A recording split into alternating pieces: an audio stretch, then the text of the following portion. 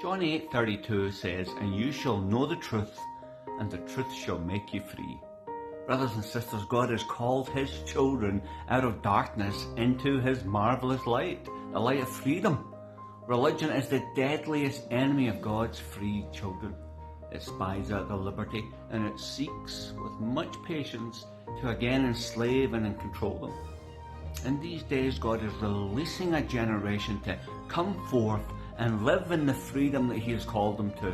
The shackles of the old religious systems are being exposed and broken down. It can be scary to begin to think for yourself and to walk in open fields of freedom, having been so restrained for so long, so confined by that pew that you sat on year after year, nothing but a spectator. Brothers and sisters, you were called into a royal priesthood. He who the Son sets free is free indeed, free to walk with Him, free to be taught by Him, free to hear Him, free to be directed by Him. Now, our call is a radical one, and it's to Jesus and Jesus alone. This is where freedom begins. Many years ago, I was walking in the suburbs of Kansas, where I live, walking through a very wealthy neighbourhood, and I saw gardens, and they were meticulously planted. The flowers on the row, a lot of work had obviously went into them. They had a design that had undoubtedly been measured exactly.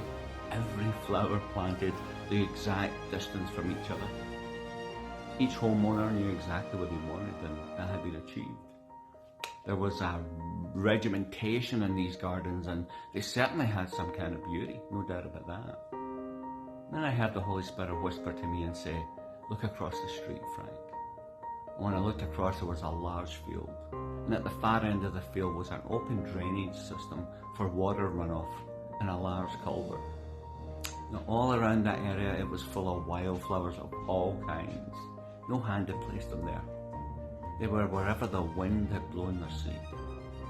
It was truly a magnificent sight, and had a beauty that was unmatched by the little regimented soldiers all standing to attention, watching from across the street. Now they seemed trapped and longing to breathe free. Brothers and sisters, where are you? Right now, where are you? Did the wind of the Holy Spirit blow in your life? Did He lead and guide you to where you are right now? To be where the Lord wants you to be and be part of a garden that the Lord Himself has planted is to have ridden the winds of the Holy Spirit. Can you just stand and let go? Can you let the updrafts of His presence and Spirit carry you? Can you breathe free today? It's your birthright, and that freedom from a crushing religious system of control and man-centered activity was wrought for you on the bloody battlefield of Calvary.